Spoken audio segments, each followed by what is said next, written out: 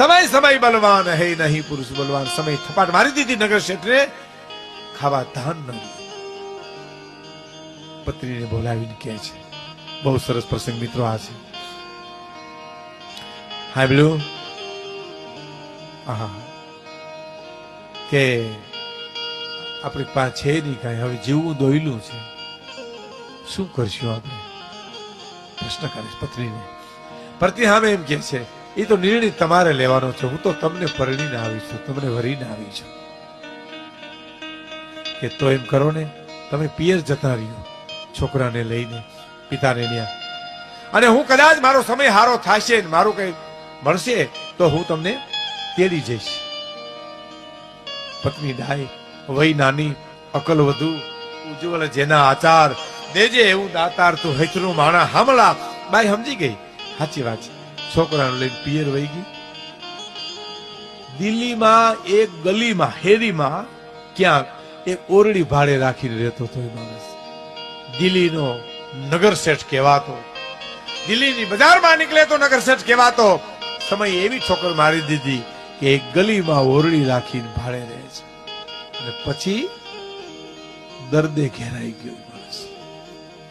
એમાં બહેનો એવું કહેવાતા એના મિત્રો એને યાદ આવ્યો કે હે ફલાણા ભાઈ, પેલું મિત્ર ક્યાં છે આપણો શેઠ? તો મિત્રે કીધું ખબર નથી, કોઈ દેખાતો નથી. તો કોઈ એમ કીધું કે એનો સમય ફેર ખરાબ થઈ ગયો છે, કોઈ એમ કે વાં છે, કોઈ એમ કે વાં છે. કલ્પના કરતા કરતા કરતા કરતા એક મિત્ર એટલું બોલ્યો, હાલો ને એને ગોતીને ક્યાંક મદદ કરીએ. મિત્ર એડા કીજીએ, सोचे पीर फकीर, उस तन में कांटा लगे तो उस तन में हो पीर. मित्र एड़ा कीजिए, सोचे पीर फकीर. हालो ने मदद करिए. આપણે એનું બહુ ખાધું છે, ઓહો બહુ ખાધું છે. હાલો ને આપણે ગોતીએ ને. પણ કે ક્યાં ગોતો? ગોતી ગોતી ગોતી અને સરનામું મળ્યું કે ફલાણા વિસ્તારમાં એક ગલીમાં એક ઓરડી ભાડે રાખી રહે છે. અહીંયા 5-7 મિત્રો ગયા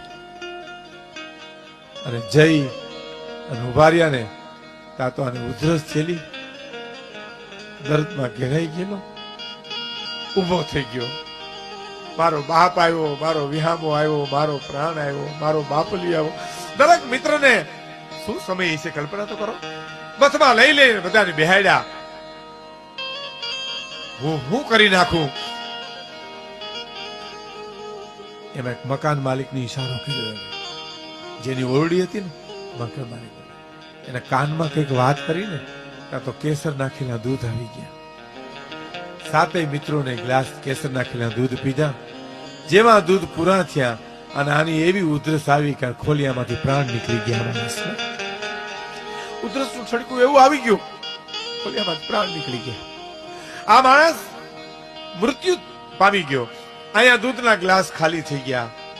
એમાંથી એક મિત્ર મકાન માલિકને કહે છે કે ધન્ય છે બાપ તમને કે અંત સમય તમે આને મદદરૂપ કરી. અમે તો આનું બહુ ખાધું તો અમે આને મદદ ન કરી શકીએ. તમને ધન્ય છે. મકાન માલિકનો જવાબ સાંભળજો કે મેં અમથી નથી પાયું દૂધ, કે તઈએ મારા કાનમાં એને એમ કીધું તું કે આ ઓઢવાની સાલ હું તને આપી દઈશ, મારા મિત્રોને દૂધ પાઈ દે. બસ મારી આ ઓઢવાની એક સાલ છે ને તે હું તને આપી દઈશ, તો મારા મિત્રને દૂધ પાઈ દે. દાતારી છે તો ભુદરજી લાલજી રાણા કનોડાના કવિએ લખ્યું છે કે હરવાણી હાચી હોય એ તો કોઈ દી દુકાળમાં ઢૂકે નહીં, પણ જેના પેટાળ પાપી હોય એની ભેખ ન તું જે ભુદરા.